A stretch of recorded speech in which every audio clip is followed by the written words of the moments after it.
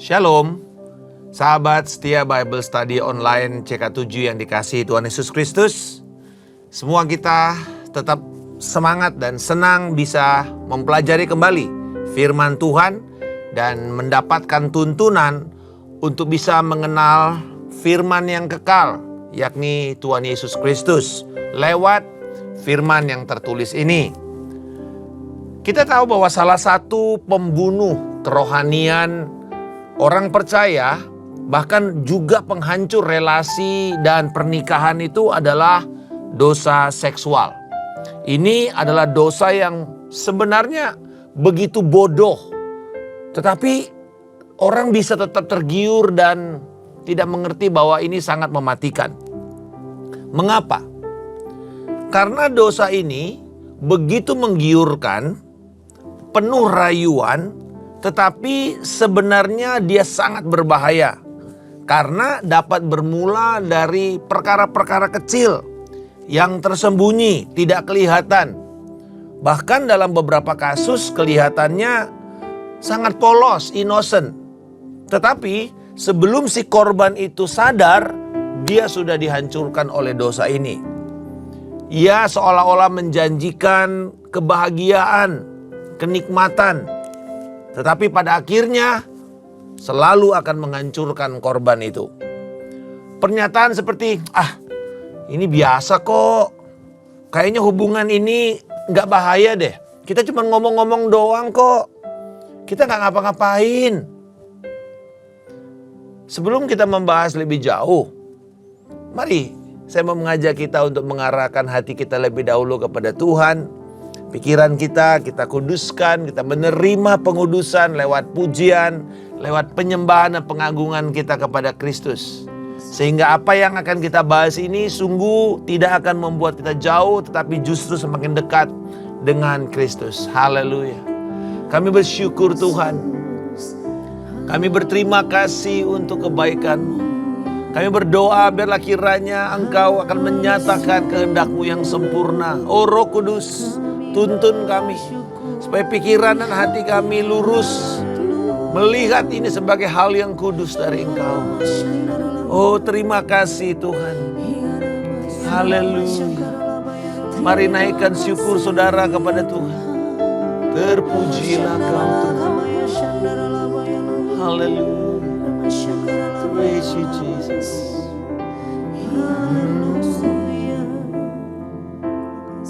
Thank you Lord. Sungguh besar setiamu, nyata di sepanjang hidupku. Darah-Mu telah layakkan kehidupanku.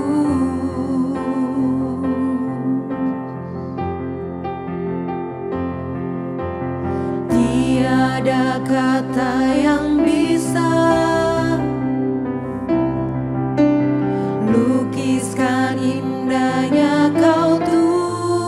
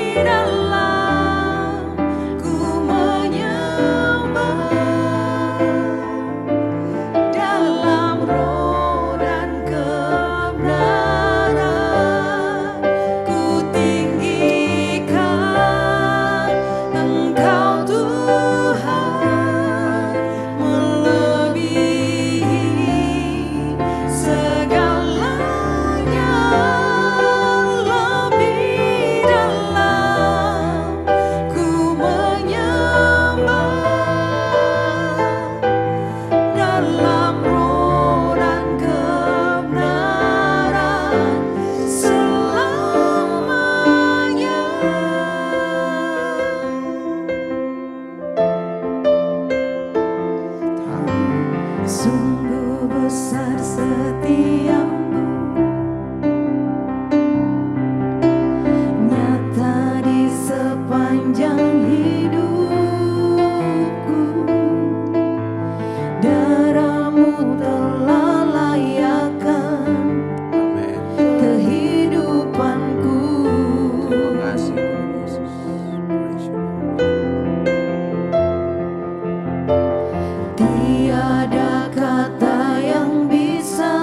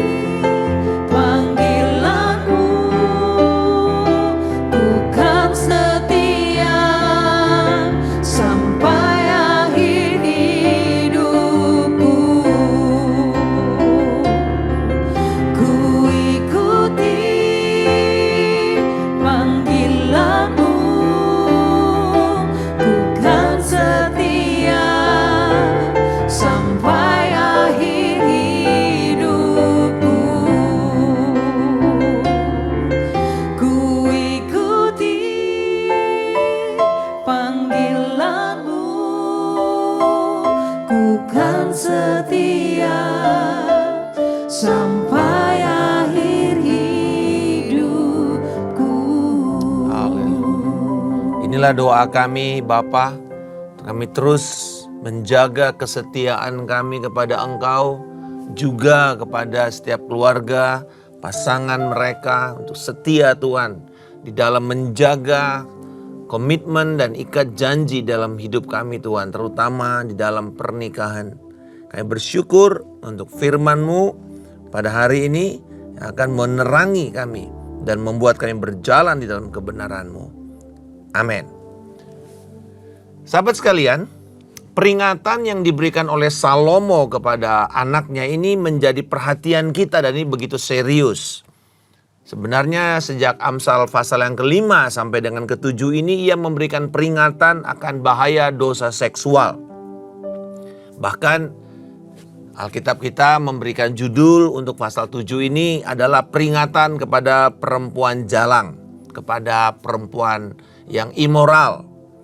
Nah, ada 3 peringatan yang akan kita pelajari dari pasal ini, sebenarnya juga dari 5, 6, dan 7. Tapi kita akan kombinasikan di dalam pasal yang ke-7 ini. Yang pertama itu adalah jangan jatuh ke dalam dosa seksual dari ayat 1 sampai 5. Yang kedua, bahwa dosa seksual itu akan menghancurkan Anda sampai kepada kekekalan. Ya, dari ayat 10 sampai dengan 27. Dan yang ketiga, bagaimana upaya melawan baik secara vertikal maupun secara horizontal. Dalam pasal yang ke-7 ayat 4 dan juga sebenarnya dalam pasal sebelumnya. Nah, mari kita melihat yang pertama akan peringatan untuk tidak jatuh ke dalam dosa seksual. Nah, Salomo tentu berdasarkan pengalaman hidupnya sangat mengerti akan bahaya ini. Kita tahu bahwa ia kerap kali mengacaukan hidupnya karena hubungan yang tidak diizinkan oleh firman Tuhan, yaitu mengambil istri dari bangsa yang tidak menyembah Yahweh, yang akhirnya mereka datang dan juga membawa berhala mereka. Akhirnya itu membuat hati Salomo dicondongkan bukan lagi kepada Yahweh tapi kepada ilah-ilah berhala daripada istrinya. Kita tahu dalam 1 Raja-Raja 11 ayat 3 dia memiliki 700 istri dan 300 gundik. Bayangkan dari berbagai macam kerajaan. Dan ini adalah putri-putri raja. Kita tahu bahwa pada masa itu aliansi politik itu dilakukan dengan cara menikahi anak atau putri daripada kerajaan itu. Nah, ini yang terjadi dengan Salomo. Lalu ia mengingatkan anak-anaknya untuk menjauhi perempuan jalang atau pelacur dan juga dosa yang menyertainya, itu dosa seksual atau immoralitas. Sebenarnya kalau kita bicara sekarang ini adalah tanggung jawab orang tua. Itu sebabnya Salomo sebagai ayah berbicara kepada anak-anaknya. Jadi konteksnya ini dia sedang ada di situ dan anak-anak muda ini sedang duduk mendengarkan nasihatnya. Di dalam pasal yang ke-6 ayat 20 dikatakan, "Hai anakku, peliharalah perintah ayahmu dan janganlah menyia-nyiakan ajaran ibumu." Dengan kata lain, tanggung jawab pertama untuk mendidik anak-anak kita tentang bahaya atau tentang kekudusan dan bahaya dosa seksual itu pertama adalah kepada orang tua. Jadi Bapak Ibu, jangan izinkan anak-anak kita belajar atau mendapat informasi dari sumber-sumber yang tidak bisa dipertanggungjawabkan. Seperti internet atau dari teman-teman mereka yang tidak takut akan Tuhan. Harusnya itu datang dari kita. Saya belajar pertama sekali memperkenalkan mengenai reproduksi dan bahaya tentang seksual itu kepada putri saya dan istri saya mengajarkan dengan angle yang berbeda atau dengan sudut pandang sebagai laki-laki dan sebagai seorang perempuan, sehingga dia sadar betapa tanggung jawab ini adalah tanggung jawab yang begitu besar. Nah, seks di dalam Alkitab adalah karunia yang luar biasa dari Tuhan. Selama itu dilakukan di dalam ikatan pernikahan yang kudus, dia menjadi indah serta kudus karena wujud puncak dari satu keintiman, satu komitmen dan juga bukan sekedar untuk sebuah alat reproduksi, tetapi upaya mengungkapkan kasih yang terdalam. Itu sebabnya dosa ini dipakai oleh iblis, dipelintir oleh iblis untuk menghancurkan banyak orang-orang percaya. Dosa ini dikatakan merayu seperti lidah wanita yang dicelupkan madu. Dan perempuan jalang ini merupakan saingan dari hikmat, ya, di dalam ayat yang keempat. Nah, bagaimana mereka akan dijatuhkan oleh perempuan jalang ini? Ayat 1-5 ditekankan tentang kata-kata mereka yang licin. Nah, dosa perzinahan itu umumnya dimulai dari kata-kata, dari komunikasi. Coba bayangkan pertamanya bagaimana? Curhat-curhat, ya kan? Mulai cerita-cerita, mulai ungkapkan antara lawan jenis yang bukan di dalam pernikahan. Dan bermula dari komunikasi yang intensif, lalu kemudian mulai ada unsur emosional. Dan akhirnya apa yang terjadi? Mulai lagi ketemu, ada lagi pertemuan yang intens. Dari mulai kata-kata, sekarang bertemu pandang. Nah, kepada mereka yang belum menikah, mungkin serangan ini, perkataan ini datangnya dengan cara yang seperti budaya sekarang. Modern ini mengatakan begini kepada anak-anak muda. Jadi kalau tadi itu mungkin kepada pria yang di kantornya, kok kayaknya istrinya ini cerewet. Lalu dia bilang, oh istri saya gak pernah bisa dengar. Makanya dia ketemu sama orang di dalam kantornya. Mungkin sekretaris, mungkin teman kerja, mungkin satu tim yang kelihatannya bisa mendengar, peduli. Dan itulah jatuh dalam dosa perzinahan. Tetapi kepada anak-anak muda yang belum menikah, seringkali budaya kita ini mengatakan seperti ini. Aduh, jangan cepat-cepat nikah deh. Ya, lu belum siap gitu. Dan pastikan kamu siap. Tapi sebenarnya saya selalu bertanya kepada anak-anak muda yang ingin menikah, seberapa siapkah kesiapan itu? Apakah harus punya ini, punya ini, punya ini? Atau sebenarnya kamu siap secara rohani, kamu siap secara mental, kamu siap secara keuangan, bisa mandiri, dan kemudian kamu akan membangun keluarga kamu. Nah, saudara-saudara, dunia mengatakan kamu udah begini aja, ya, lama aja lajang terus. Tapi mereka mengatakan ada kebutuhan dari biologis mereka dan bilang udahlah free sex saja. Nah, akhirnya jatuh juga mereka ke dalam dosa seksual itu. Bapak Ibu, saudara-saudara sekalian, di dalam ayat 7-8, godaan atau flirting dari lawan jenis itu kelihatan di dalam ayat 7 dan 8. Mungkin pertama kelihatannya bercanda, tetapi lama-kelamaan akan dianggap lumrah lalu disetujui dan kemudian dilakukan. Selain dari perkataan juga penampilan, ya, penampilan dari pakaian yang sensual juga menjadi jalan masuk kepada jebakan dosa seksual ini. Jadi pertama diingatkan, jangan jatuh, dan sumbernya baik dalam perkataan maupun dalam penampilan itu dua hal yang perlu kita hati-hati sekali. Jangan tertipu dengan dua hal ini. Hal yang kedua, dosa seksual itu akan menghancurkan saudara sampai kepada kekekalan. Ayat 10 sampai dengan 27 mengingatkan tentang hal ini. Mari kita lihat contohnya dalam ayat 22 sampai dengan ayat 23. Firman Tuhan mengatakan, sampai anak panah menembus hatinya seperti burung dengan cepat menuju perangkap tanpa menyadari bahwa hidupnya terancam. Oleh sebab itu, hai anak-anak, dengarkanlah aku dan perhatikanlah perkataan mulutku. Ayat 22. Tiba-tiba orang muda itu mengikuti dia, seperti lembu yang dibawa ke penjagalan, dan seperti orang bodoh yang terbelenggu untuk dihukum. Pernah saudara-saudara lihat ya dulu ya, mungkin itu lambang hati, lalu ada tanda panah, tusuk gitu ya. Dulu pada masa ada sepeda, biasanya itu ditaruh di penghias lumpur, penahan lumpur sepeda itu, wah itu lambang hati ada ditusuk. Sebenarnya itu firman Tuhan mengatakan ini. Ya, hati itu ditusuk oleh anak panah. Dan dikatakan apa? Kalau orang sudah jatuh cinta, makanya sebenarnya istilah jatuh cinta itu tidak tepat.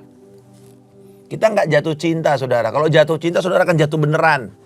Sebenarnya kita mengatakan we learn to love each other. Kita belajar Even orang yang menikah belajar untuk mencintai pasangannya terus menerus. Bukan jatuh cinta, karena jatuh cinta saudara akan jatuh beneran nantinya. Jatuh dalam dosa. Karena semuanya itu sifatnya tidak kuat, tidak ada dasar fondasinya. Nah saudara dikatakan di sini, ketika si anak itu tertipu, tersirap gitu ya kira-kira. Lalu kemudian itu seperti apa dikatakan? Seperti anak lembu yang dicucuk hidung. Dibawa kemana saja dan akhirnya jadi daging panggang saudara. Jadi steak. Kita melihat akhirnya bagaimana si iblis itu membawa orang-orang muda ini. Nggak ngerti apa-apa. Hanya ingin karena mungkin lebih cepat kaya. Mungkin jual diri. Dan kemudian supaya dapat handphone yang lebih mahal, yang lebih keren, yang lebih prestisius. Untuk dapat duit murah, anak-anak SMA menjual dirinya. Anak-anak kampus menjual diri mereka. Hanya untuk mendapatkan sesuatu yang kelihatannya keren. Inilah akhirnya orang itu dicucuk hidung dan ini membangun satu kehancuran dalam hidup mereka. Karena apa? Karena kemudian hati dan pikiran mereka sudah dikuasai oleh dosa ini.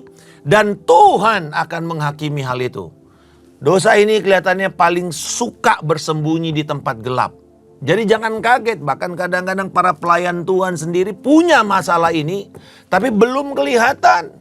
Tapi nanti ketika ada kesempatan, ketika kemudian dia sudah semakin besar, iblis akan hantam orang-orang ini dan menjatuhkan dia. Karena iblis tahu, dikatakan pukul gembala, jatuh semua orang-orang yang ada di bawahnya. Nah itu persoalan yang kita lihat sekarang ini di dalam gereja. Di mana banyak orang-orang yang dipakai Tuhan jatuh di dalam dosa ini.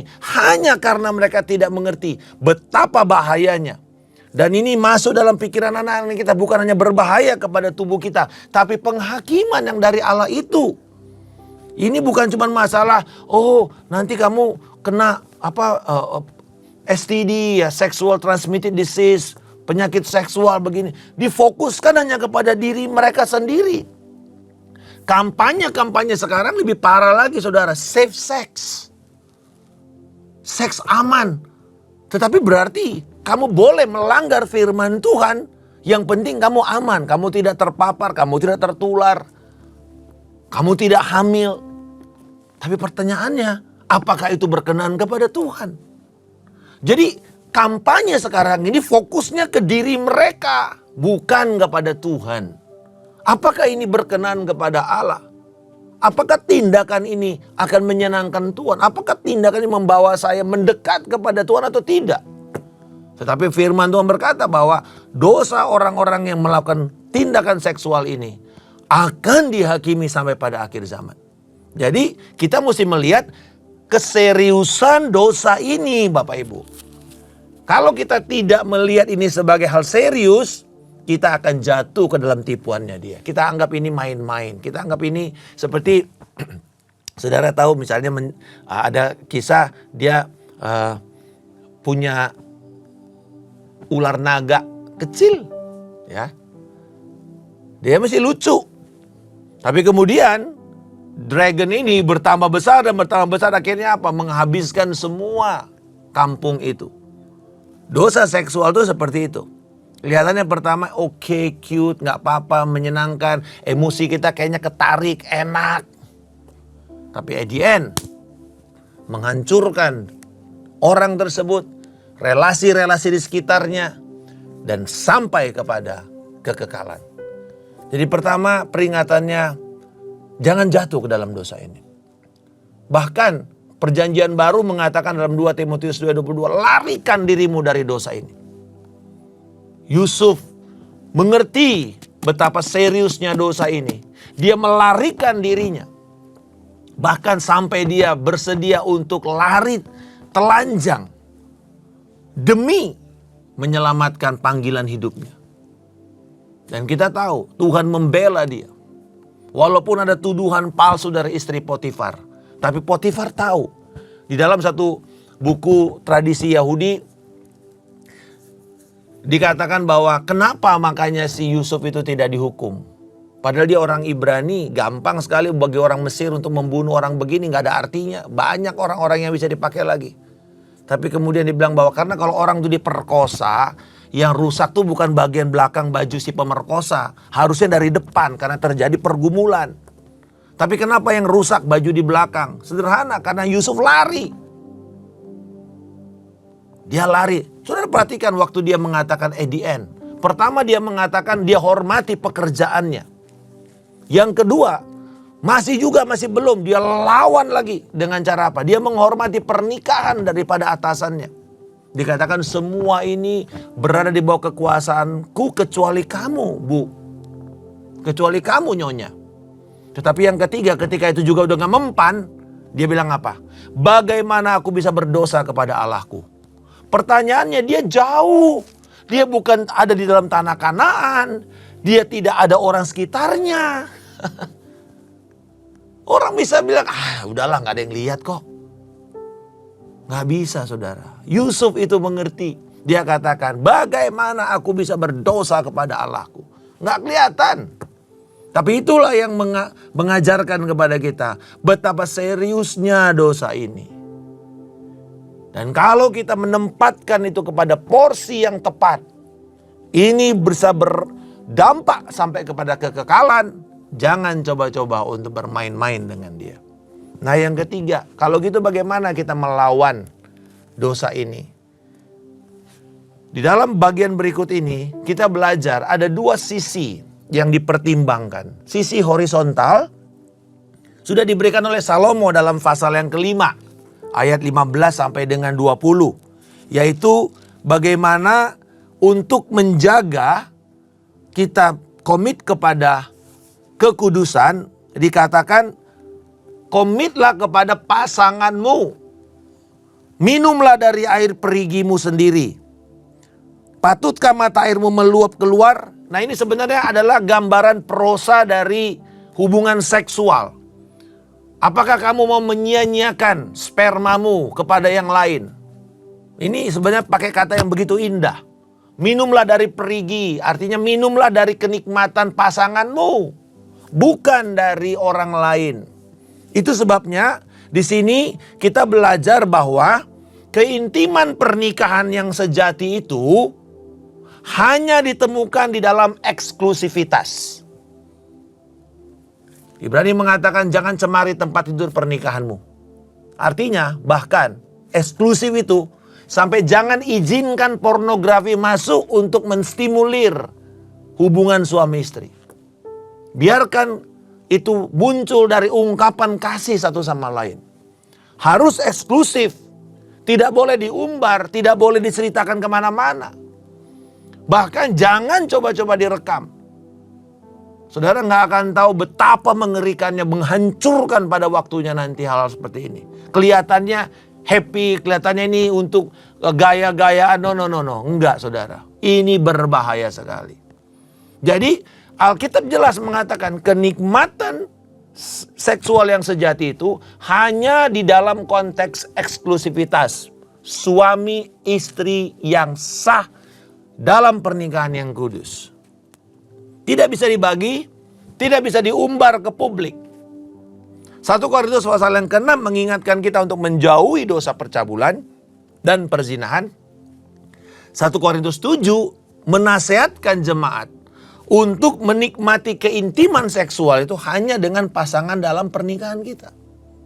Jadi jelas ayat ini dalam perjanjian lama tembus sampai ke perjanjian baru sampai sekarang. Itulah sebenarnya kebenaran tentang bagaimana kita melawan. Setialah dengan pasanganmu, dengan istri masa mudamu, dikatakan. Itu yang kita mesti jaga. Kesetiaan kita sampai maut yang memisahkan kita. Sampai kematian fisik yang memisahkan kita.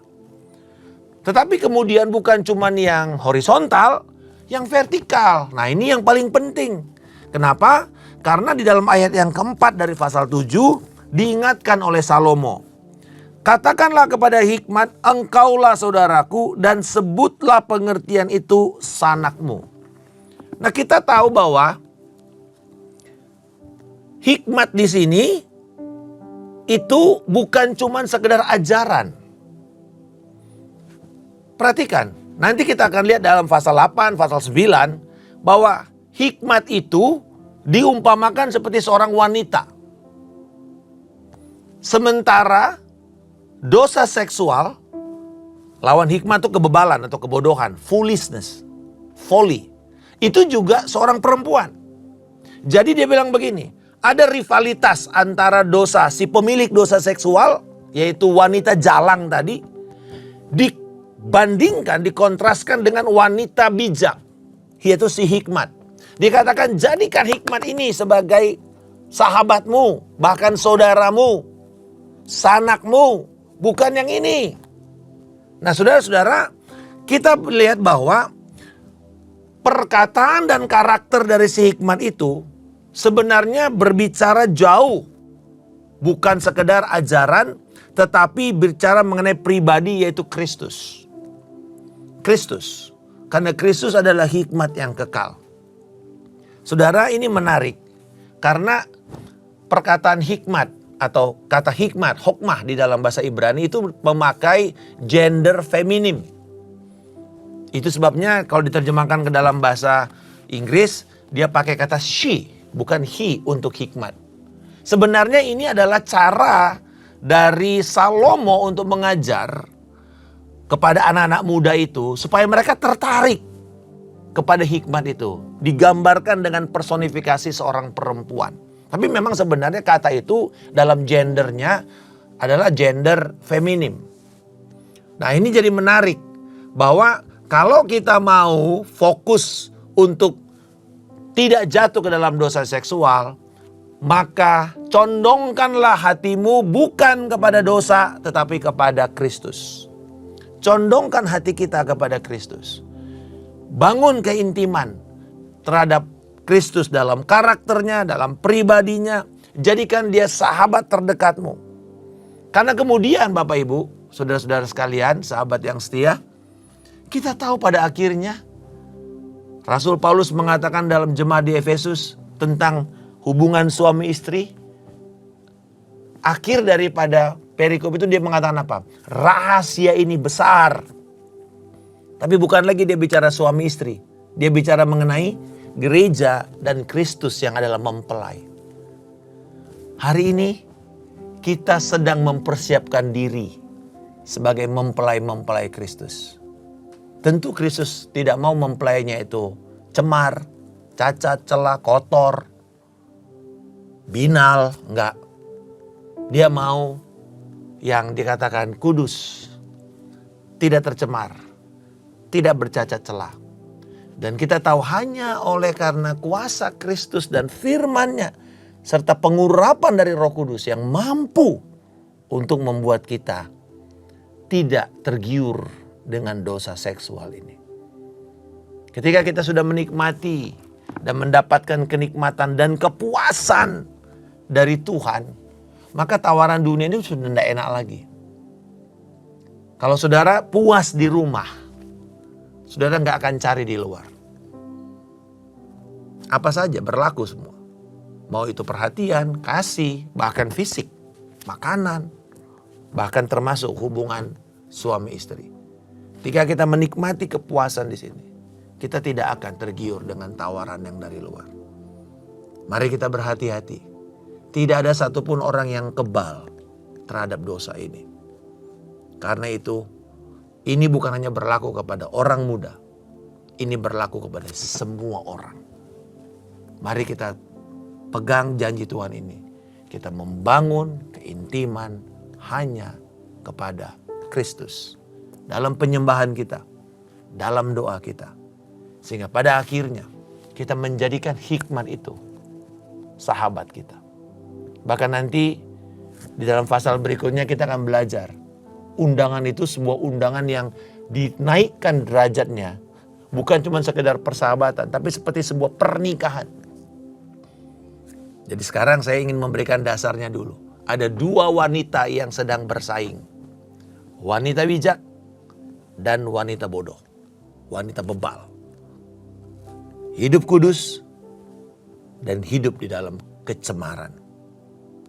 Hari ini Mari jauhi tawaran dari wanita jalang itu.